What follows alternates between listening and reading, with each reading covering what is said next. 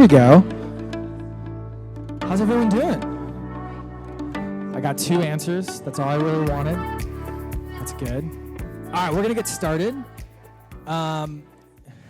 So, Peter, can you like relax for the people? No, it's good. You were my hype man? Okay, cool. Well, welcome everybody. Thanks for coming out on this lovely Tuesday evening here. I'm Patrick Campbell. I'm CEO, founder of Profitwell. We're based in Boston, but we're here across the pond hanging out with our friends at Paddle. And we want to talk a little bit about retention. And I think what we'll do today, just to kind of ease everyone into this and give some good fodder for some good Q&A, I have some slides. They're not too many.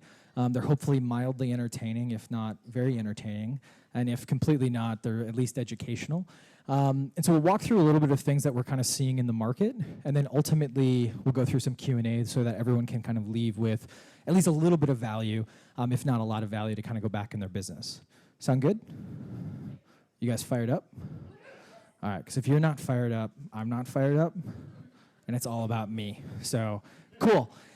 So as I kind of mentioned, Patrick Campbell, CEO, founder of Profitwell. My background's in econometrics and math, which is code for I had lots of friends as a child.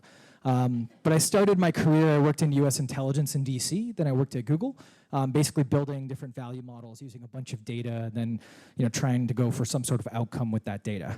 So when I was at NSA, basically used data to hunt bad guys and gals. When I was at Google, I used data to basically hunt money. And then around 8 years ago, started a company called Profitwell. And what we do is essentially we plug into your subscription management system, your billing system, and we do a lot of fun things around revenue automation. So we have a free product called Profitwell Metrics that basically gives you access to all of your core financial metrics. Right now it's used by about, depending on how you measure it, about 20% of the entire subscription market, which is pretty cool. And then the way we make money is we have a couple of products that help with retention, or pricing, or revenue recognition. And so the reason I'm giving you that context is not to sell you. That was a terrible sales pitch. I'm giving that context because there's going to be a lot of data here that we've actually studied, and that's kind of where that data comes from. We're able to kind of study this data in aggregate, especially in the world of B2B SaaS, which I believe most of you are from. So to kind of kick things off, I think I want to tell you a little bit of a story, which kind of came from an existential crisis that I was having basically early last year. So I was hanging out with my friend here, Brian Belfour, who's kind of this big growth guy in the community. And we were hanging out in San Francisco talking a little bit about, we both kind of dedicated our lives to helping companies grow. Like, this is what we're really excited by. This is what we really, really like to study. And ultimately, this is where we kind of get our livelihood. But as we continued to kind of talk, what we realized, or the question that we kind of wanted to answer, was how much impact do we really have on a company's growth, right? And a lot of you are kind of in that same position. No matter what your position is at a company, whether you're an operator, marketer, a founder, CEO, you want to do a lot of things that presumably kind of grow your company, and therefore that leads to more revenue, which leads towards either you being more fulfilled or money or whatever's going to basically make you happy. And so it was kind of interesting because if you really think about this question, you intuitively believe, like, of course there are things I can do to actually push growth forward. But when we actually dig into the data, what we realize is that sometimes the market is the thing that actually pulls us forward, and no matter what we do, we basically have no power over what happens in terms of growth in either a positive direction or a negative direction. So I did what I was known to do from time to time. I locked myself in this hotel. I was in Estonia afterwards, and I had a free weekend, and it was a little bit scary because after the 3 days, it looked a little bit like this. But I built essentially the first kind of pass at this model to basically determine, or to basically answer the question, how much of growth is powered by the market? Or the inverse, how much control do you have over growth within your market? Because if we have no power, then again, like, what are we doing with our lives here, right? And so we call it the FPC index, just because it sounded fun. But just to kind of give you some context, what we ended up doing is we took a ton of different companies, and I know that's not a really specific number, but depending on the slice of the data, we looked at a bunch of different companies, and we looked at their growth over time. And we basically bundled them together, controlled for outliers, cleaned a bunch of things up. And what we looked at was, if we look at a particular time period, so let's say we looked at 2019, we look at the growth of all different types of companies, we clean up the data, and we find out that all of those companies' growth basically batch together. So no segment of the market, no single company is doing better than the rest of the particular market. Well, then we have this FPC index of 0, which basically means that the market has complete control, right? Now, if we look at the inverse, where every single company is all over the place, which means that some companies are doing better than others, which presumably means that they're smarter than those other companies who aren't doing as well, then we have this FPC index of 1, which means the market has no control. Does that make sense, at least on the surface, right? So what we ended up doing is we wanted to look at, again, this answer of growth. And what we found is that in different ages of history in the world of SaaS, we had some control, and in other ages, we had absolutely no control. And I don't want to age anyone in the room, but there's some folks here who were in the SaaS game in the prehistoric SaaS age. And this is where we basically were building products in the 1960s to the 1990s. Like, we didn't call it SaaS. We didn't call it, prehistoric SaaS, obviously. But this was a world where basically we were focused really on speed, stability, and evangelism. Anyone who put together their own server, anyone who managed an entire server farm for a particular company just to build a website, let alone an actual product, this was kind of the age that all kind of started in, and it gave birth eventually to the cloud. But we were not only focused on making sure that the stuff stayed up, but we were also focused on, hey, we just need people to use this, right? And this is why the first folks who used a lot of cloud products that weren't called cloud products at the time were governments, universities, other big banks, and other institutions. And what's interesting is, to kind of give you a little bit more history, this is where the concept of product market fit came into play. It was so hard to build a product, it was so hard to put that technology together, that once you actually put that out, you were in search of a market, right? The product actually came first. And what's kind of fascinating about this stage is that when we look back at our index, how much could you actually impact growth? Well, it turns out you could impact growth during this period a little bit. We collected some data, and this is not Profitwell data, because Profitwell didn't exist. But when we looked at the history here, what we noticed is that they're basically, and we took out a bunch of noise and stuff like that, and so any statisticians or math folks in the room, I can tell you kind of how we put this together. But you'll notice you have these two different groups where I believe it was about 70% of the companies we looked at basically were not growing, or they were all kind of batched up. And then there was this higher, 15 to 30% of folks who were doing really, really well. And as kind of a economist, when I look at this, I want to know, why are these folks better? What actually happened with that bundling? And what we found is that the biggest difference between these two groups is that the groups that were growing faster were the ones who were spending a hell of a lot more money for not only the production of their software, but also on getting that software out there into the market, right? And this is where the mantra of, hey, you got to spend money like it's water, right? So if you talk to an old school VC, these are the folks who are like, spend the money. It's all about growth at all costs, right? Now, what's interesting is that after this age, we entered kind of the SaaS golden age. And this was the best time to build a company. So if anyone has a time machine and for some reason wants to go back and build a SaaS company, that's like your purpose with the time machine, this is the time to go back. Because between the 1990s and right around 2013, maybe 2015, we had this really interesting phenomenon happening in the market where all of a sudden, every single quarter, a brand new major marketing channel was opening up. Anyone remember Google AdWords for a penny a click? Anyone spend Google AdWords when it was a penny a click? Those were the days. Everything was amazing, right? And then all of a sudden remarketing came out, then all LinkedIn came out, all these other fun things were happening. And it was all of a sudden where you all of a sudden had this mantra of we're all geniuses, right? Because software was getting cheaper and cheaper to build, and it was getting easier and easier to distribute. So all of a sudden we thought, we're really freaking awesome, right? And then all of a sudden it was, when we looked at the actual growth rates though, you couldn't actually impact growth that much. This is what the index looked like. And what's interesting about this is this caused a lot of moral hazard within the market, Because all of a sudden we're in a situation where everyone thinks they can impact growth. Everyone's using that mantra of spend as much money as humanly possible. But in reality, you really couldn't impact it much because it was the market, it was all these things happening at once, and no one was really that much smarter than other folks. And all of a sudden, the valuations just got out of control, right? Prior to 2008, between that 2001 to 2008, we had another huge bubble happen. All of a sudden, post that phase, all of a sudden the bubble's happening again, right? And who knows if it'll like burst or not, maybe it'll like go down, no one can actually predict this. But it was one of those things where all of your mentors, all of your advisors, this is where a lot of them cut their teeth, right? And this is where we kind of look up to those folks, even though in aggregate, they didn't necessarily have a much smarter inclination of what's happening in the market.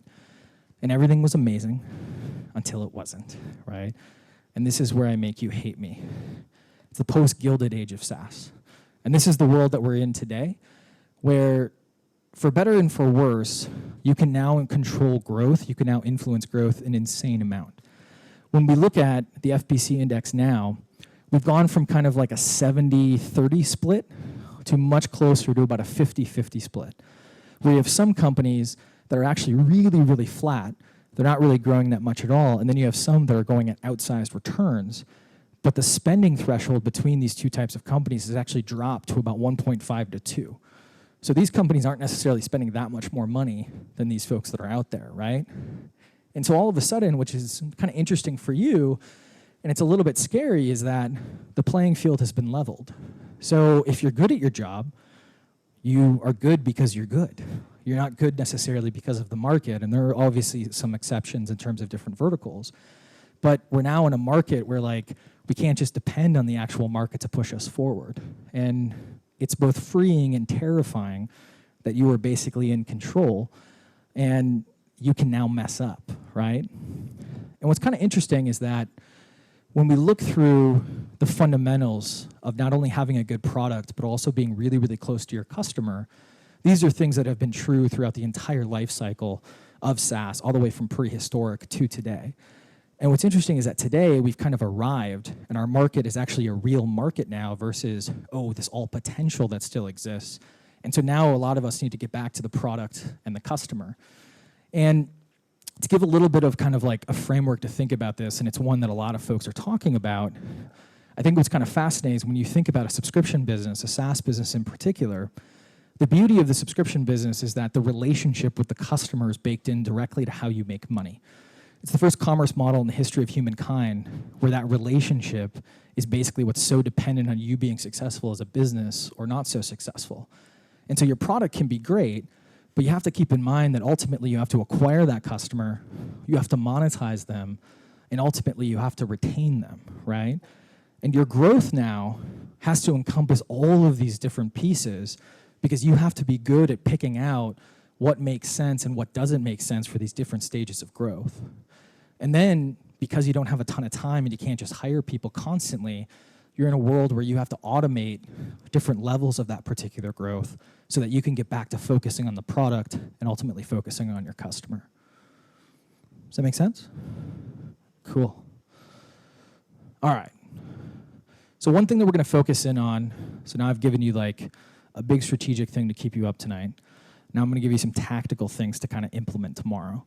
And then we're going to open up to Q&A. So on the tactical side, first things up, I want to give you some churn benchmarks, right? So we're going to hone in on that whole retention piece of this world. And the reason I want to give you some benchmarks is because most benchmarks out there are terrible, so I want to give you some clean benchmarks. But it's also really good to understand where you are in the context of the market and if you should be focusing on your churn or if you're doing amazingly well. And so there's a bunch of different cuts I could show you. If you want supplemental cuts, let me know. But the one cut that I wanted to show you, because I think it's really, really high impact, is looking at churn against ARPU. So what you're looking at down here, and we basically equalized ARPU, ARPA, ACV. So however you want to kind of define in your business, we smashed everything together. And what you're looking at here is essentially the ARPU on the bottom, and then your y-axis here is the monthly revenue churn, the gross churn of these companies. And it's about 3,000 different SaaS subscription companies. And what you'll notice is that basically, the higher your ARPU, and this is purely correlative data, you tend to have lower churn.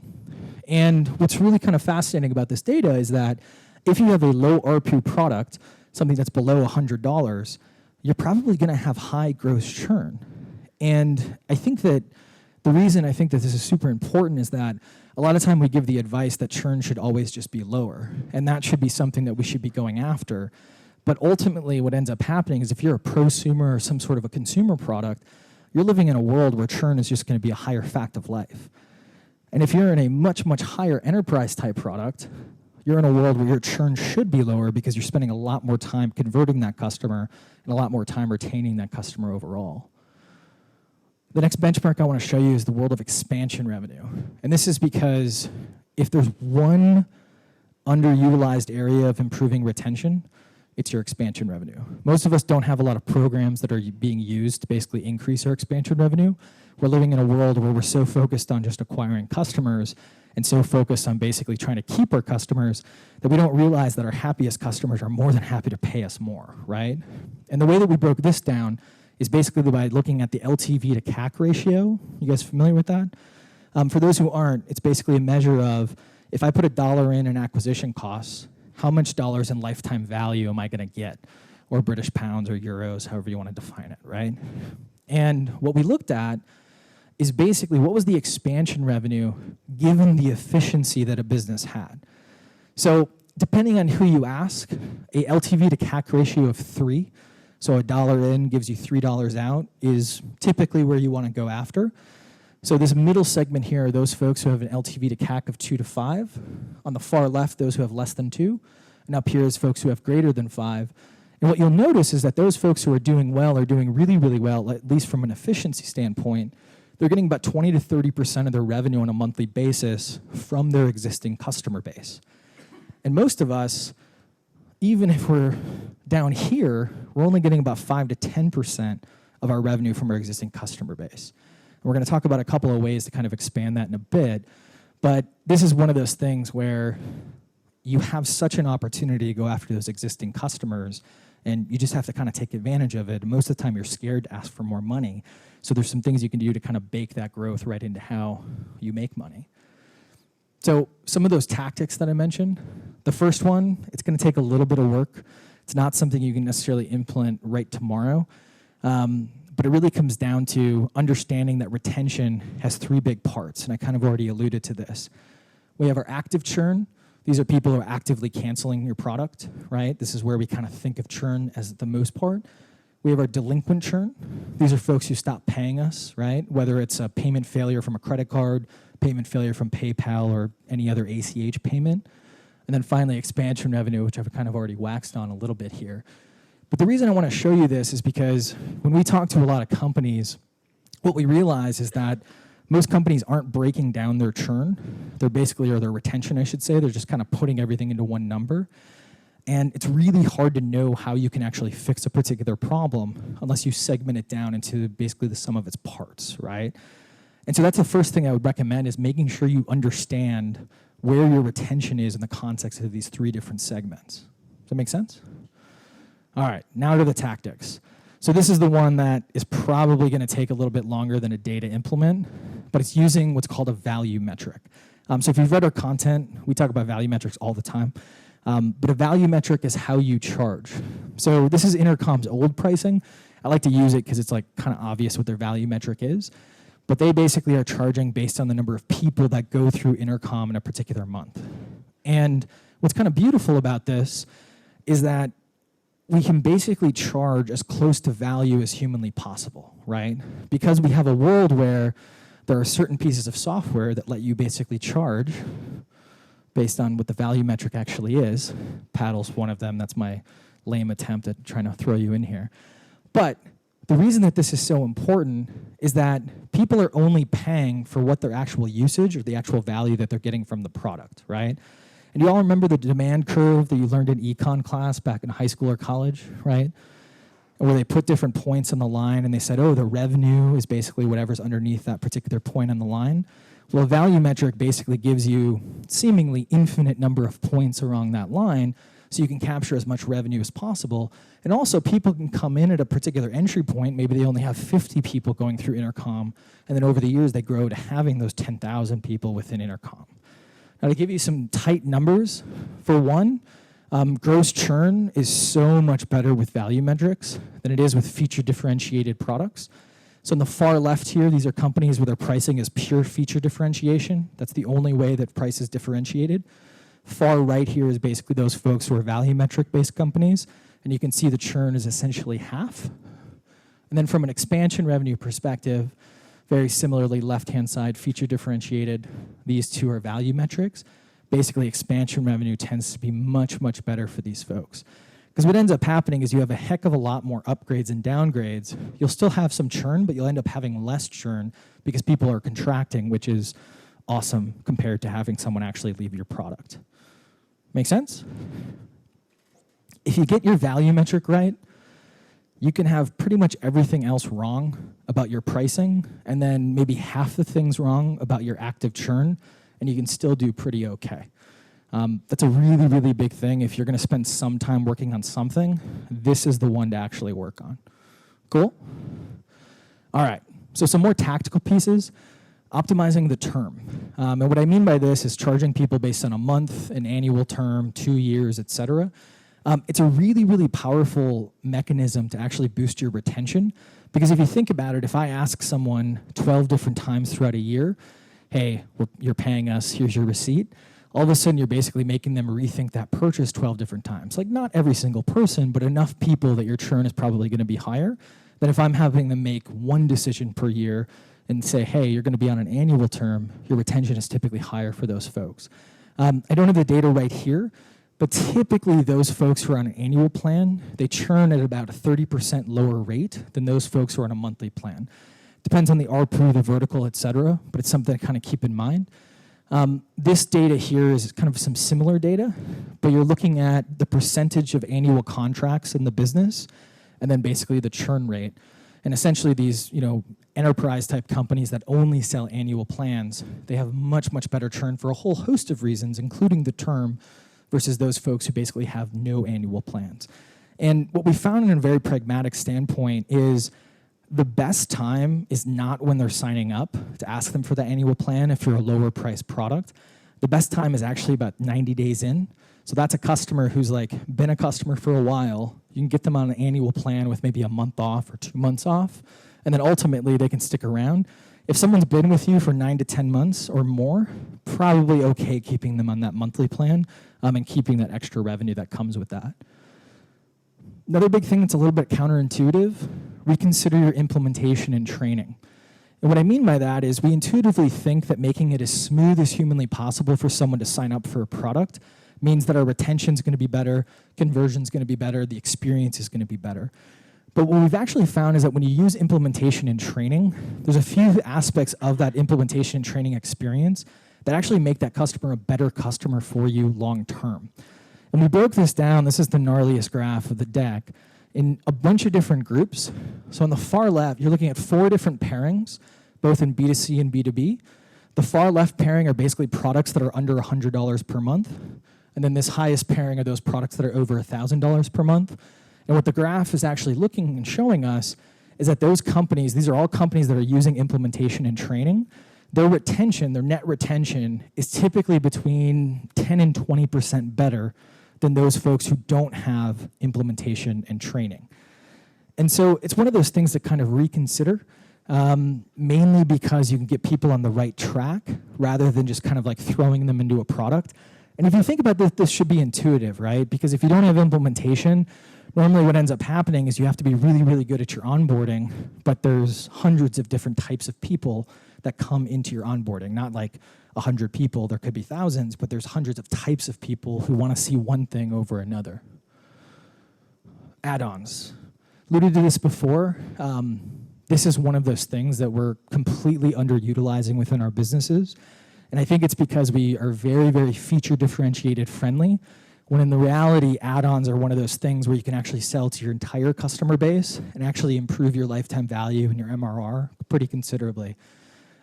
Just as a guess here, what do you think is the average increase in lifetime value for those customers who have at least one add-on versus those who have no add-ons? Any guesses? 25? It's about 20 to 50%. It's a lot of months of LTV for basically making sure that they not only have an improvement in retention, because their retention tends to improve when you're using more of the product, but also an increase in the actual ARPU of that particular customer. And so it's one of those things where I highly recommend kind of reconsidering this. You probably have some things that you can bake in as an add-on that really don't require any product work. Priority support is a really, really good one. Different SLAs you can basically bake in. And there's always going to be like 20% of your base that wants to pay for something like priority support.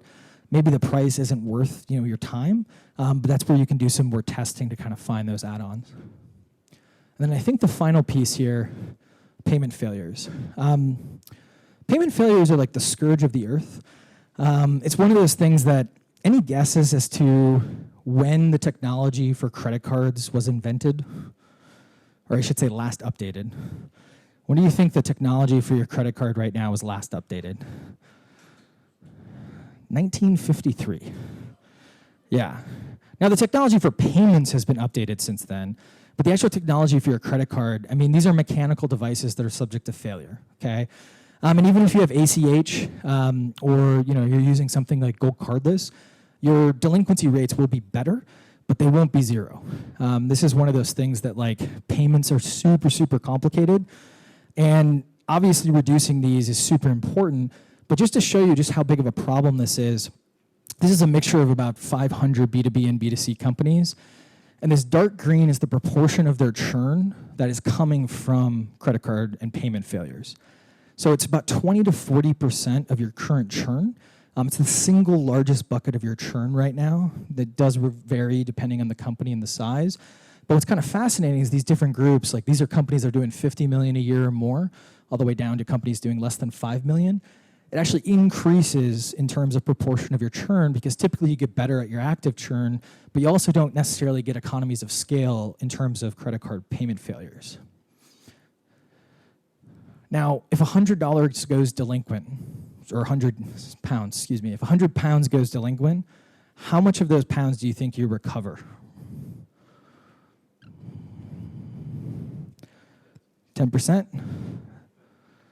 It's 30. It's about 30%. And what's interesting is we'll get folks, and just to kind of give you some data behind this, so depending on if you're in B2B or B2C, it's about 25, 30%. And what's fascinating is that a lot of people say, well, that other $70, they would have churned anyways. Now, part of that would, to give you a little bit of data, normally you should have depending on your business, between a 60 and 80% recovery rate. There's still going to be probably 1, if not 2 out of 5 of these people who go delinquent that you probably shouldn't recover. But for the most part, this is a really, really good opportunity to kind of, set and forget and basically set up, some basic outreach. What we kind of recommend is treating these folks essentially as a marketing channel. I'm not going to go deep into all the different tactics. I'm happy to share this. But it is one of those things where a lot of times your payment emails are very bill collectory. You're like, hey, you screwed up, pay us, right?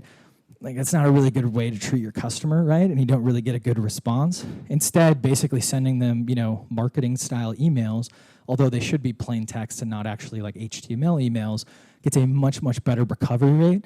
So I would basically look at these, these are the ones you can look at tomorrow. Make sure you have like 3 to 5 emails that are basically going out in a drip to these folks who go delinquent, and there's a bunch of different things you can do. The other thing I would do is I would check that you're locking these people out of your product. I know that sounds super basic, but we typically find like 1 out of 10 folks that we talk to, they are currently giving all of these folks still access to their product. And the reason is that when you set up your billing system, sometimes your product team will treat these delinquencies essentially in a completely different state than your actual people who churn. And put another way, they never actually fully churn these people who have gone delinquent. And so I always kind of point that out because there's always going to be someone in the audience who's like, you just saved me $1 million, like just by checking that. So it's one of those things to kind of look at. Cool. Everyone get some value? You guys still fired up? Let's go. All right. So what we're going to do, we're going to bring up Christian. Who I'm going to make you introduce yourself. No, I'm going to give you some hype. So, Mr. Christian, CEO, founder here of Paddle, our host for the evening. and we're going to do some Q&A. Cool? All right, I'll sit on the right because they told me to sit on the right. So, all right. Hello. Do you want to do questions or? Am I going I to? feel like you should just sit here with the last questions. Yeah. No, I'm just kidding. So I guess introduce myself. I'm Christian. I'm the founder of Paddle. Paddle runs in similar circles to Patrick. We're conference friends. Deeper friends, This I is feel. the funny thing is this is actually the first time I've ever seen you speak. He came to our conference. So that I came means to he didn't your do anything conference. at our conference. So Paddle builds a platform for recurring billing kind of management. We call it a SaaS commerce platform, specifically for SaaS, B2B, B2C software companies to manage some of these issues. And I think that one thing that's kind of interesting, and I didn't call it out quite yet because I knew you were coming up here, obviously. I don't know what the size of everyone is in terms of, like, I can see your physical sizes, but I don't know what size your companies are. And one of the biggest things that we talk about, not only from a retention perspective, but from a pricing perspective, is that you really should get a decent, solid billing system as early as humanly possible within your business. Normally what happens, and I know like this isn't 100% of the time, you really don't want to do this until you're like 5 to 10 million or more. But when or ever for some folks. But the problem is a lot of the things that we're talking about, it's really hard to nimbly test things for add-ons, test things for expansion, test things for delinquencies, if you don't have a system that makes it fairly easy to non-engineering folks to take care of. And so that's why we typically talk about, and that's why we do a lot of like content and things like that together, is because it's really, really important that you have some sort of billing system in place to make doing pricing, testing, all these other stuffs relatively easy on you, rather than just trying to go to your engineering team and be like, hey, we need this to happen, and they go, oh, it's going to take 8 weeks and cost us $100,000, and you're like, I don't know if we should do it then, which then means you don't do anything to fix some of these problems. Yeah, I think this is a thing that we see all the time, and I don't want this to be a sales pitch, but sort of I think like the thing about all of these things is they compound. Like, if you do it when you're $1 million as opposed to $5 million, like you're kind of retaining a significant amount of cash that you can use for growth. Yeah, and I think that the other thing that we see is that it's kind of on the compounding side is it takes a while to get good at some of this stuff, right? And some of the stuff you don't necessarily need to be good at. Some of the more mechanical things you can either give to a piece of software, or you can kind of set and forget depending on how big of a problem it is for you. But understanding how to reduce your active churn, understanding like what are really good add-ons, understanding how to set your value metric levels. These types of things, they take cycles. And yes, you can kind of set these up within a quarter, but then you have to keep improving them at least every 6 months, if not every quarter. And it's really hard to do that when you have to go do the research, go do the legwork, and then go back to your engineering team to like update something. And that's where you want to make it a little more seamless. Yeah, for sure. I'm conscious the people have questions. We shouldn't just question each other. Well, that's what I was saying. Yeah. Yeah. Cool. Cool. Do you want to get some questions from the audience? Yeah. Does anybody have any questions for Patrick or me? I will facilitate. But yeah. Cool. Congrats. That's where That's they all awesome. start.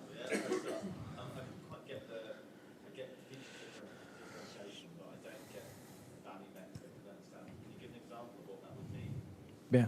What's your favorite value metric? I mean, Paddle's value metric is that we charge on the basis of the amount of money that flows through, like subscription billing that flows through Paddle. So I think like a good example of this, I'm actually struggling to think of something that isn't a value metric based, like a product that's not value metric based. They're starting to go down. So when we started Profitwell, about 7 years ago, we had we did a little study, and there were about 15% of companies that were using value metrics. So other value metrics like per user, per 100 visits, per 1,000 views, like tons of things like that, just like measuring some sort of actual usage metric or an actual like consumption metric.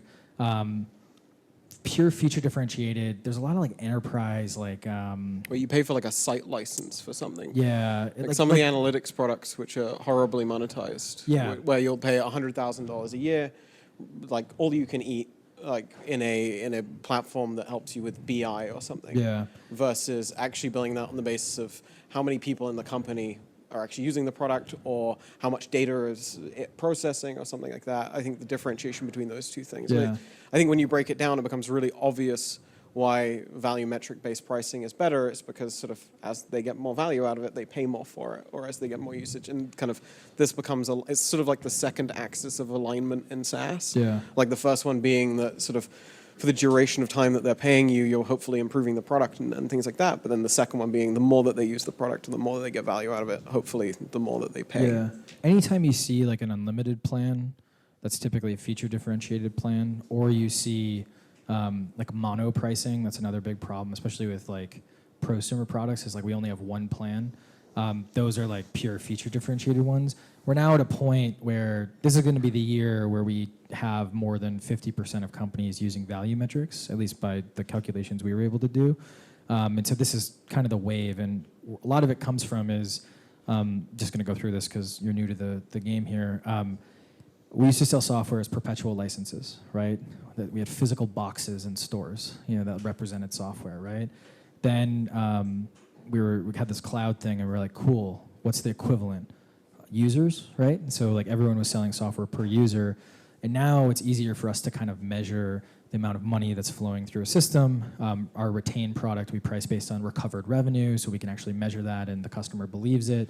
And now there's tools that actually allow us to charge based on this stuff, where the tools didn't really exist 10, 15 years ago, or they were very cumbersome to basically use. Cool. Yeah. Yeah, it's cool. For you. Yeah. So as I think about the value metric side of things, and I think of I think us as a company, and all of the products that we pay for. Fair. And I imagine all of those that we pay for on the basis of like a contact or a user or a sort of like these like how many customers do we have? Do you think that we risk getting to a point of like value metric fatigue? Like where suddenly if you break it down, I'm paying like sort of 50 cents per customer I have over here and $1 per customer I have over here, and for Intercom and HubSpot and this other thing and my CRM. And I think the fatigue comes when you have misaligned value metrics. So for example, a project management or help desk or CRM that only like every user's treated equally. So me just wanting to log in to check something out, I have to have either use someone else's login or pay like a lot of money for it. So I think when you have a misaligned value metric, you end up getting that fatigue. I think what's actually interesting is you're getting closer and closer to the rails of like equilibrium with customers, because at the end of the day, you only want to pay for the actual value you get. Now the problem is it's really hard to measure your value, right? Like if the product is made to help you with your marketing automation, like a HubSpot or a Marketo or something like that, well, it's really hard to measure like what percentage of that blog post did HubSpot help us with, right? And so attribution of value gets really, really difficult, but I think it's going to be easier over time to kind of get there. And I think we're going to have a little bit of that fatigue that happens, and then we'll kind of come out the other side. And I think the fatigue is going to be solved by more transparency. So you're going to kind of see this in the consumer space, where now a lot of banks, they'll actually show you your recurring billing in your like credit card or whatever it is. Everyone's like, oh, there's too many subscription consumer products. Well, the only reason we feel that is because it's kind of hard to keep track of them. And as soon as we keep track of them, we're like totally fine as long as we have that transparency. So kind of my take. Yeah. To this differentiation of, like this is one thing, like now you mention it, it's one thing that we've been seeing like in our customers over maybe the last year, 18 months, is sort of like seat differentiation. Like I'm a read-only user or a collaborator versus like I'm a contributor versus, see it a lot with, like we work with quite a lot of like design tools and things like that. And I think they really paved the way for this sort of, like there are other people in my organization who might need to consume this, my product or like data from my product. They don't necessarily need to actually go and do something with it. And it almost becomes prohibitive if they can't do this. Yeah. Well, I think it's gonna force software companies to like do right by the customer, because like we've had conversations about this. There's a lot of like products that are sold into big enterprises where they sell 4,000 seats into a business, and only like 500 of them are used, right? And you're seeing some businesses like Slack or Help Scout, a help desk, and then everyone knows Slack, that basically if you're not using the product, they automatically, you don't have to do anything, subtract that user from your invoice, right? And so the fatigue also comes from the lack of like fair pricing, I would say. And there's an argument to be made, well, they are paying for it, all that kind of stuff. And I think the outcome is that you're going to see more fair pricing that's closer to that actual value and that actual usage, which I think is good for everybody. I think it's good for the customer, it's good for the business, et cetera. But it's going to be bumpy for the next couple of years. I feel like that's a piece on retention as well. Like one of the things that we see is the delta between kind of seat purchase and seat usage, if you like. So Yeah. like actually sort of like you have $100,000 customers, actually a $3,000 customer. Yeah. Sort of that's gonna Totally. sort of that's gonna even out at some point in the future, and it's probably gonna be at a time where you don't expect it. Yeah. So I think that's sort of Totally. it's helpful to do right by the customer in order to kind of actually build predictability into the business. Well, it's really good marketing too when you're ahead of the market you're in. I think per user pricing, just to kind of go off on a little bit of a tangent, is like a terrible value metric for 70% of businesses. If you log in and you get the same experience as anyone else logging in, you probably shouldn't have per user pricing for your product. It's kind of a relic of that transition from perpetual licensing to cloud pricing. So it's one of those things where moving beyond that, I think, makes a lot of sense and kind of goes into the vibe that we've been talking about. Yeah. Thoughts on discounting? So Ooh, we do, so many thoughts. like we'll go to an event and we'll give a discount if they sign up on that day. Or one of the other things we're thinking about is because for us, churn is really a problem if people don't use the product. Yeah. So we're thinking about like a quick start program that if they've done certain things within 3 months, they get a discount, that kind of thing. I was wondering what you think about discounting. I can talk a lot. I have some thoughts, but I feel like you have some data-backed thoughts. I do. Do you want to say your thoughts, and then we'll see if my data, then we can argue? Arguing's more entertaining than us just agreeing vehemently. I feel like discounting in the same. I feel like the discounting thing after you get the users to go through this funnel of actions to make sure they like the product feels like a terrible idea. I feel like discounting discounting up front seems like a reasonable idea. Sort of, you have a quote that you like, which about freemium, which is sort of like free is not a pricing, it's not a pricing model, it's an acquisition model. Yeah, and I feel like the same thing is true for discounting. It isn't a thing to think about in the context of pricing. Yeah. I don't think. I think it's a thing to think about in the context of customer acquisition. Yeah. I think though that so in most businesses, especially in B2B, your discount level should never be over like 20%. Because what ends up happening, again, it's a multi-move game. Retention. You want retention. You don't just want to acquire that customer. So what ends up happening is your sales leader goes, oh, we got to hit our number, we got to hit our number. And so you have these backwards bending acquisition curves that happen in a quarter, and all these like deals that come in at the end of the quarter, they end up being heavily discounted, right? Well, sure enough, when you study those people, they're the ones that are churning the quarter after that, or when the term, ends up happening. And so what we've seen, pretty like unequivocally, there are some exception verticals, is that when you discount someone over 20%, they're just not ready for the product, and you should just kind of wait. There are exceptions when it's like, especially in the consumer space, discounts are a bigger tool. Now, in terms of like discount to get stuff done or get onboarded, or discounts before the deal, or to sign up today, I think that discounts are good because they lower the activation energy of a customer, or a prospect in this case. But I think that you got to use them sparingly. They have to be time boxed, like never give lifetime deals. And I would actually think about what can you bundle to avoid the discount. Yeah. So we, at a couple conferences, I hate like drone giveaways. I think they're like stupid at conferences, but they work so well. I don't know why. So like we would bring drones. We'd be like, hey, if you sign up today, you get this drone. And we literally had people at the booth just like crushing, getting integrated and everything. And it was like, okay, I guess this works, right? But it's because it was like, I want that thing, right? Or I want that thing. And I think that you could do that. I don't know your product as deeply as you do, but like you could do that with different features where if you sign up today, you get this add-in, you get this other thing. That I would try that. Because the discount, like people, there's fatigue with discounts where people kind of know that they can get a discount from anyone because we do it so often. And so I don't think it would actually work as well at the booth as like a value add of some sort. And same thing with the value add after. It does work when you do discounts in order to get implemented, but they might not truly, it's kind of like looking at your retention data and being like, well, if we get someone to do this one thing, they'll be retained, right? Well, it might not be causal. Like it might just be the people who naturally do that are just the best customers. And so if you're like, cool, we're going to discount if you do this one thing, you end up not having the best customer, and they churn out anyways. Yeah, stuff to think about.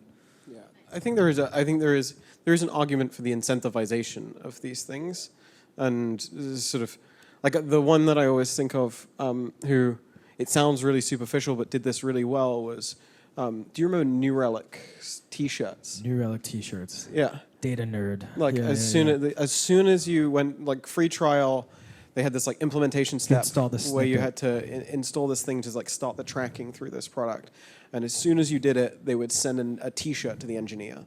Like as soon as it like the little green tick comes up and it says like it was like enter your shipping address, here's your T-shirt, and that's how they would incentivize this action, and that feels like a much cheaper way that also doesn't devalue the product. Yeah.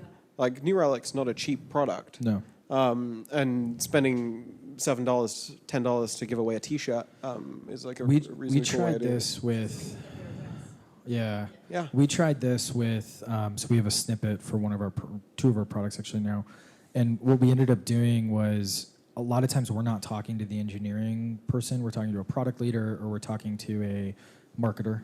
And what ends up happening is we have this copy where we're like, hey, send this to your engineering team. Well, when they would send it to their engineering team, they'd put their email in and then hit send. In that email, we played around with a bunch of incentives.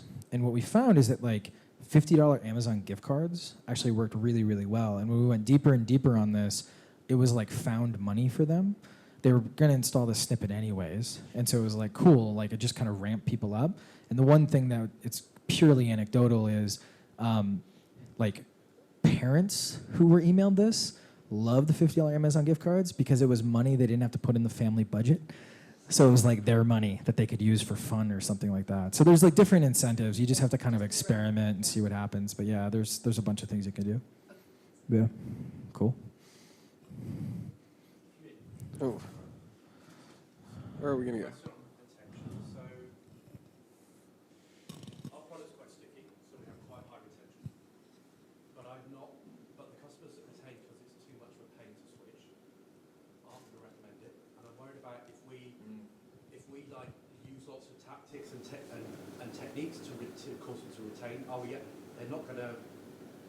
Are they going to be really good advocates for the product, or are they just going to be like stale customers paying for it but not recommending it? Yeah, I would say, and this is really easy to say, it's hard to do. Like I think that when you get alignment from how you're charging, where the value the customer perceives, and like the actual price they're paying, you create a situation where even if they look at an invoice that's going up or an invoice that's high, they understand it. And so like the hardest thing to do is like make sure that people understand the value that you're providing. And yes, there are natural ceilings.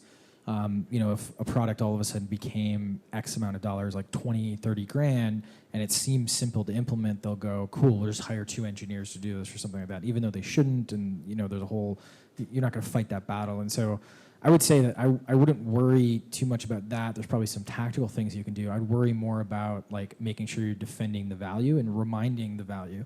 One of the number one things that we did, and it was so simple and it's obvious now because and a lot of people do it, is just re-engagement emails of like, hey, we made you this much money this week. Like just a reminder email every single week. And that like, now they know why they're paying us. They don't know what they're paying because we don't put that in the email, but they know like, oh, this product keeps paying us, cool. So if the price goes up or the price changes or something like that, they're kind of comfortable with it. Like, and I would argue advocacy typically doesn't come from some sort of calculus of, oh, I'm paying too much or paying too little. It comes from, wow, you're solving a true problem that I have and I don't have to worry about it. Yeah. Just some thoughts. Do you have another question? So I was basically going to ask, so I spoke earlier about how churn rates tend to be lower for SaaS products that are priced higher. Yep. And I was kind of going to ask if you had, because the company that I work for, our product's priced quite low. Sure. And that's because we want acquisition rates to be high and Yeah. to become sticky. But do you kind of have any advice on like finding an equilibrium there, or do you think it's just a case So what's interesting about software pricing is that it doesn't follow, it depends on the product, but most products do not follow a perfect, we lower the price, we're going to acquire more customers model. There's actually a backward bending demand curve with a lot of like software products where if you, and especially in Europe, y'all price your products way too low. And I think it's because you got some sort of insecurity about we're not San Francisco, so we can't price the product high. And then a lot of people in the US price their products too high. It's a whole other psychological story to get into probably. But I think that you have to be very careful because if your price goes too low, I don't trust your product now. I don't trust you can do the things that you claim you can do for that particular price. We see it all the time with European products where they're actually like, double, triple, quadruple their price, and not only their conversion rates go up, but obviously also their ARPU goes up. And so I think from a retention standpoint, you just need to do, and this is easy to say, it's a lot harder to do this, like you got to do some research on like where value comes from your product, what is the willingness to pay, and I could send you some resources that make this relatively simple to like get some starter data. And then there's probably a cultural, not a problem, but a cultural shift your company needs to take on like, where does growth actually come from? Where does value actually come from? Because the mindset of low price, high acquisition is just not right for most products. Yeah, it's a great question. Yeah. Was there any data behind the implementation fee that was charged for the onboarding experience, where you charge a low fee, potentially free, versus you deliver the exact same training, but one is $1,000 and one is free? Yeah. How does that impact you? So all of in that data, they all had a paid implementation and training, or training. They kind of all position it a little bit differently. Yeah. So, but what we did look at was there's still in another study we did, there still was a lowering of churn when there was free implementation and training. The problem was that the lowering wasn't as great, and what we posit is that there wasn't as much skin in the game for those folks. So they didn't have an incentive necessarily to like finish onboarding or these types of things. So you had a lot more abandonment. And depending on who you're selling to, like what's interesting is the data that under $100 per month, those products still ended up, doing well with implementation. And so that's one of those things where like, it doesn't have to be super complicated. Like it could be like one call, right? It doesn't have to be something that's like multi-call. Now some products, they just take a lot more integration time. But yeah, it's just something to kind of think about. Cool. I've read some of your research where you talk about the multi-product, it's about sort of $10 million of ARR. I guess two questions really. First one, have you got examples of where you've seen that go wrong? And secondly, when you go multi-product, do you always lead with your original product and then sell into the base, or would you lead with one of your product lines? Great question. I think, so what he's referencing is we did some research on those companies who are multi-product post $10 million in revenue. They tend to grow much quicker than those folks who are single product. Single product companies typically grow much quicker to 10 million than multi-product. A really good example of it going wrong, I think Zendesk is an example right now. It's a little too early to tell. Zendesk, they don't have an integrated product strategy right now. And they kind of looked at Salesforce, HubSpot, which is kind of their competitors in this space. And they're like, well, they're doing this. We need to do this too. So it's not like a great example. I think most companies,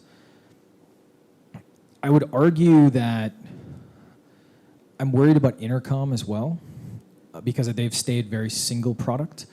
Even though they would break out like the acquisition for Acquire, they have I don't know what they call them now, but they stayed very one price. And I think that what ends up happening is now that they have like heavier competition, they end up having like a lot more problems because they have to average out their pricing and monetization decisions. I can't think of a really good like, this clearly was a bust. Let me think a little bit further. But what I will say in terms of the second part of your question, in terms of selling, I think that it depends on your products and what they look like. So at Profitwell, we're a multi-product company, but our products all sell into different people in the business. So we have what we like to call a hub and spoke model, where we have this hub, which is the metrics product, which is free, And we have plenty of people who come into that who are many different roles, and then we can qualify them and then reach out to them depending on their role for whichever product we have that's paid. And then we have plenty of people coming into the spokes. So they don't even come in for the metrics, they just come in for price intelligently, retain, et cetera. But then there are other companies out there that it's more of a suite sale. So what you'll notice is there'll be a lot of like, most of these plays are hub and spoke, but sometimes without the hub. So right now, HubSpot, they have 3 different paid products: a service, hub, marketing, and sales. There's a lot of people that are coming in for one of those and then getting cross-sold. And then they have plenty of, like, I think they have a specific team that's dedicated to selling the entire suite. For us, just given the maturity of our sales team, we don't necessarily have someone dedicated to these suite sales, but that's typically what the structure looks like. And the thing that a lot of these companies tend to get wrong, or spend a lot of money to get right, is you have to be careful about spinning up basically 3 different companies. And that's really hard, right? Because right now, like, our revenue recognition product is a very inbound-based product because we just don't have a sales team dedicated to like building that out, because we're trying to like figure out not just spinning up 3 teams that are all like working, independently. Like, how do we make sure this is an entire sales team? And there's a lot of like fun problems that end up happening there. When you talk about add-ons, are you referring to a piece of software? So when you say it's selling a separate product, are you saying it's selling an additional single feature? Yeah. So add-ons in that definition of that data was any additional SKU. So it could be a completely separate product. It could be something like priority support. And that's a big thing, is like, and this is where grandfathering becomes problematic. We talked about this beforehand, because it's like really cute to be like, cool, we're never gonna like raise prices on our existing customers. The problem is that it's really hard to build another product that your customers are willing to pay for, right? It's really tough, just because it's hard to get 1 right, let alone 3. And so what ends up happening is, 1, that's why you should raise your prices in some way on your existing customers. There's a lot of ways to do that right and ways to do that wrong. But in addition to that, you should fight that battle to get those additional products. And the best way to start, at least in my mind, is add-ons. Now, alternatively, you have a company like Paddle, which, from my understanding, I don't know if you've updated your pricing in the last 6 months in a way that I haven't seen. We're about to find out. Yeah, there we go. But what they do is, I think, is a really elegant way where everything flows into one number. Like, they are completely aligned to making you more money, and then they take basically a cut of like that cash that's flowing through the system. And so their features are more purely based on not only driving increased ARPU, because if you make more money, they make more money, but also retention, because it's like, oh, well, we can't switch to Paddle until we have this. Okay, cool, we now have that, let's switch to Paddle. And so that's like a pure model of like technically a single product, but it's more, I don't think it's a platform, but it's more complicated than just like, we have a help desk, if that makes sense. I think to answer the first part of the question of like companies where this has potentially not gone so well, like the one that springs to mind, maybe it just hasn't gone well yet, is Buffer. So like Buffer had the That's a great example. scheduling product, which killed it and still remains to kill it. And now they have like 3 other products that I don't really know what they do. Like an analytics products, yeah. and things like that, which I think sort of are still, because all of their numbers are public, so you can actually go and like look at this stuff, are still like a year, 2 years into their life cycle, like single digit percentage points of revenue. And I think that I don't want to dissect Buffer because they're really nice and great and everything, but there's a misnomer with product, which is like, well, if you just build it, it'll come, right? Like there's that product market fit concept, right? Where in this case, you have a market now, so you just need to build something to sell to it, like market product fit. Problem is that you got to dedicate a ton of time to making that product work. And if you think about, the first 2 years of Paddle, first 2 years of Profitwell, first 2 years of your company, whatever it is, it's hard. Even if you know everything and you do the research, it's still hard to get all the idiosyncrasies right to make a product work. And so that's why, we've really struggled with how to organize our product engineering team. We've tried like 6, 7 different variations because, again, we can't just spin up completely different product teams for every product. We need to figure out like, hey, we're going to swarm everyone on one product for a quarter. Now we're going to like have like a retained team, a metrics team, et cetera. Now it's going to be based on purely OKRs, whole host of things that ends up happening. And so I think it's just figuring out like what works for you, but making sure you're not just like putting afterthought. And I think that's kind of what Buffer did with some of their products, is they were like, well, we have thousands and thousands of customers. We'll just throw a SKU out there and they'll all buy it, which doesn't really happen. Good example, I think, is HubSpot. Not to like, it's just a good example because everyone kind of knows them. They had like, I don't think it's public. Anyways, I'm not going to say it. But they had a ridiculous amount of sales for their Service Hub the first day they released it. But they spent 2 years before they actually like released it, working on it. Not all of us have the luxury of doing that, but they at least did, and that's what made it great. Yeah. Yeah. You talked a lot about value-based pricing, which makes a lot of sense. Both on the stream, I'm sure. Let's pretend in a scenario that value-based pricing is based around how much money the business delivers for the client. And that's very straightforward. You just extract a percentage of that they're willing to give up. Have you seen any examples of businesses that have value-based pricing based on that model, but their customers have different profit margins? So they try and take that into account as well. Oh, this is a great question. So we kind of encounter this right now with our Retain product. So our Retain product, it is based on the amount of money we recover for you. So you have a baseline. So right now, here's your recovery rates for churn, and then we give you everything up to that for free, and then over that, we take our cut, basically. When we have a SaaS customer, that's like, our tiers make tons of sense because like margins in SaaS are very high, and so our cut makes sense and it all works out. We also work in the D2C space, direct-to-consumer space, where we have a lot of subscription e-commerce companies, which are just starting to get popular in the UK, I feel, and in Europe. There are so many of them in the US. My favorite is subscription grass. So if you have an apartment and you have a dog, it sends you a yard of grass to put on your stoop so that your dog, not to like go to the bathroom, but can just have grass to walk around on. Yeah. That's great. There's all types of crazy businesses, but there's actual costs, right? So the margins come into play. And what we've had to do is kind of just in the negotiation process and the onboarding process, like we've moved to like more of a CPA model for those folks. And we kind of have to just trust their profit. Because the thing with value metrics is that the purest value metric is the money you make them, the costs you save them, and then consumers, it's like the joy you bring them, which is obviously impossible to measure, at least as of today. But I think it's one of those things that the customer has to agree to your measurement. So we're kind of like fudging that problem right now by having that conversation with the customer because we don't have cost data yet inside Profitwell, which, yeah. Yeah, normally I don't think we have it on the website actually. I think what we were thinking of adding is just like, actually we don't even have our pricing on our website, so I don't think we have it at all. So we just normally it comes up in like the first or second call, and we kind of rock from there. Don't worry about it. I'll tell you later.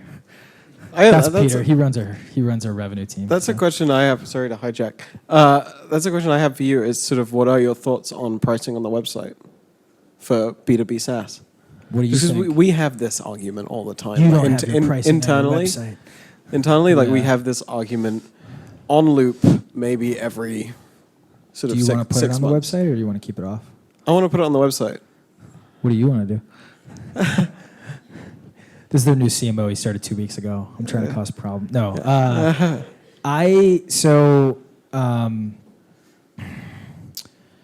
There's 2 reasons not to put your pricing on the website. You're early and you have no idea what you're doing, and so you're just facilitating high fidelity conversations, or you are selling into a base where maybe like 80% of what you sell is the same for everyone, but the last 20% is different for every single person that comes into play. So there's just too high variation to like put a true pricing.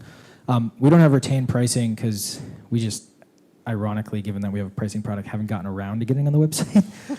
So it's super embarrassing. Thanks for asking here, I guess. It's not like this is recorded. I know, it's not like it's recorded. All of these cameras. I didn't sign a release. It's fine. But I think that the other thing to kind of think about, there's like a third asterisk here, where it's if you have a complicated product to explain.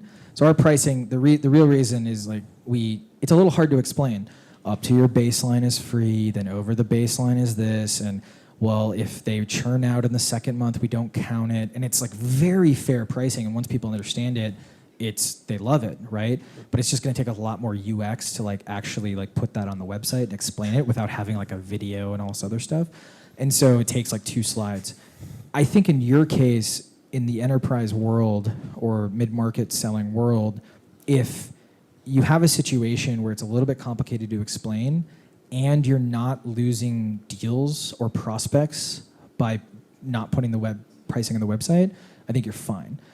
The reason that you should, and this might be something to look into, is if you're getting a lot of terrible leads coming in who they're just not the right customer. Like we had this with Price Intelligently, we had a ton of people coming in and they were just like, oh yeah, this is $100, right? And we're like, no, it's like thousands of dollars a month. And they're like, oh crap, but they take up like 2 calls worth of a salesperson. So what we did, even though we're kind of that 80-20% problem, we put starts at X for this tier, starts at this for this particular tier. So I think if you're losing deals because you don't have something on your website and you can use it as like a marketing, like you'd be the only one really putting your pricing. I mean, there's a couple others in your space, but then I think it's something you should put it on the website. Why don't you have it on the website? You're not winning your argument. Yeah. I think it's of your like 3 options. I think it's sort of actually the explanation of the value, because we price a little bit differently to some of the other like products in the space. There is a lot of like context that goes into why we price like that.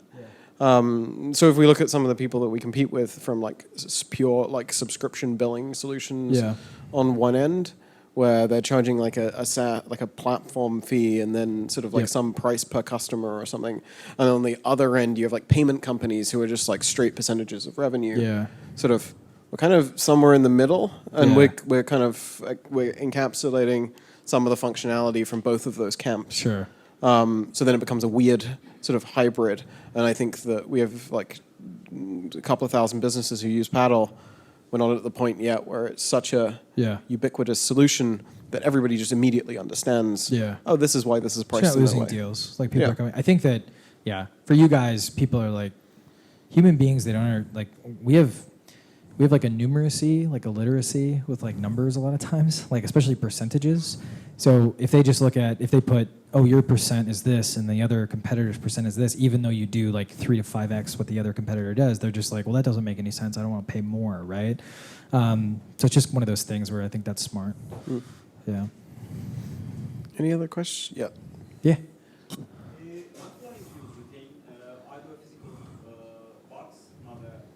Yep. So after what income level do you recommend retain? Is there like specific thing that you can say? Because now like I don't think it's worth it. Of course, Nice. It's Yeah. worth it, but like to set up Sell. everything, it's not about the money. You already I got it. charge for the money you recover, I guess. Yeah. Because I had a chat with the team. Yeah. So it makes sense. Like Sure. there's no reason not to buy instead of implementing an integration thing. Got it. So right now it's not worth the time to implement because you don't have a big problem. Yeah. So like after what's revenue level for Yeah. So I think I would like to say the implementation is so simple. So we try to make implementation really, so the product, you often with your billing system, you install a snippet, you give us some information and that's it, right? But that's not no work, right? That takes a little bit of work. I think that what we typically find, and this is a good lesson for like other value metric kind of companies, is like, this is why we have a freemium plan, is because you're like, I don't have this problem right now. And even if we're like, hey, it doesn't take that much time or anything like that, you're still like, I don't feel it, right? But when you do feel it, you're like, cool, I use Profitwell, therefore I should use like this particular product. But the direct answer to your question is we have folks who, like, we don't even charge on retain because the recovery system, we don't want to chase $10, right? We're not like, that's not worth, it's not that it's not worth our time, it's just like, it's not worth our time right now, right? All the way up to people paying us tens of thousands of dollars a month. And so I think that the short answer is whenever you feel the pain. What we've done though for these smaller folks, and this is a really recent experiment, so if you are using a freemium play and your premium product isn't attracting like the smallest folks on your platform, we've bundled together, we're calling it like all access basically, which includes like a hodgepodge of features, including unlimited retain, that we're selling to folks who are below a certain revenue threshold. It includes like real-time data, a couple of other things, stuff like that, but that's helped us kind of monetize that base in a scalable, worth it type manner. So hopefully that answers your question, also gives a lesson for everyone else. Yeah. Basically, you should buy it tomorrow. What? Yeah. About the cancellation, I'd like to ask anything. Like, for the cancellation journey, there are different approaches. Some companies make it easier. Some companies make it more difficult. Again, like, it's not a service. Some companies even just cancel by emailing. So, like, you need to email the company. They do it very well, very fast, but, like, you need to email. This is another thing. That's illegal in California now, I think. Is it illegal? Think about the journey of cancellation. Should make sure we fix that. What's the effect of retention? Yeah. So not having a cancellation button won't actually impact your retention that much. It's a little bit more inconvenient. Normally what ends up happening is if you have a product where you have like a deep relationship, like God forbid anyone churned ever from Paddle. You've never had any churn. But We don't have much. yeah, no, I know, that's great. But I think that But well, what I think what's interesting is like if you have a relationship, like if it's your billing system, even if not everyone in the company is using it, like it took a little while to implement. It like, you know, it's a bigger business decision, right? So I doubt you have a cancellation button inside your product, right? I mean, it's not really the type of product you cancel. You sort of Yeah, just because you have to like unimplement tear it out and Yeah. like do a bunch of things. So I think in those situations, it's fine not to have it, and no one cares, right? Now, if you have a product that's like a $10 a month consumer product and you have no cancellation button, that's where it gets really, really aggravating because you're just aggravating that particular user.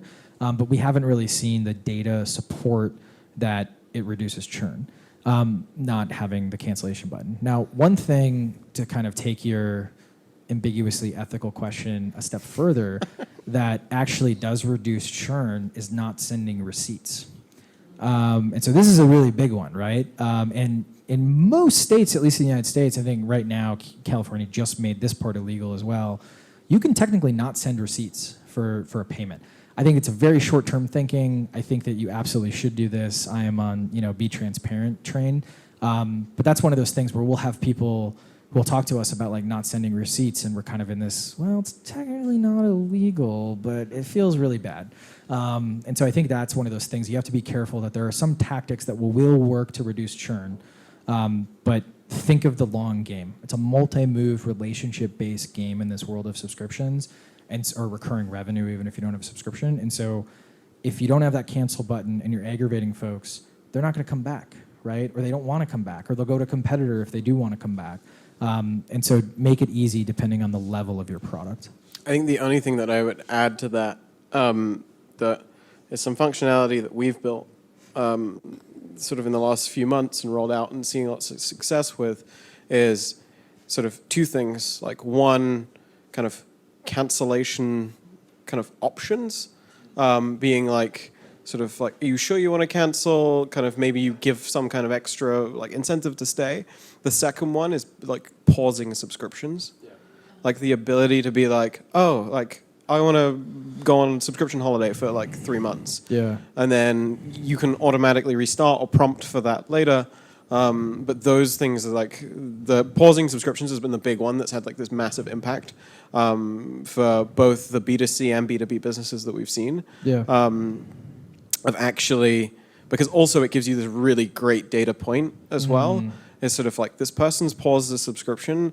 I need to spend a bunch of time on that customer in order to make sure they don't actually go the whole way and cancel. I would take it a step further and do not a pause, but a very cheap data retention plan.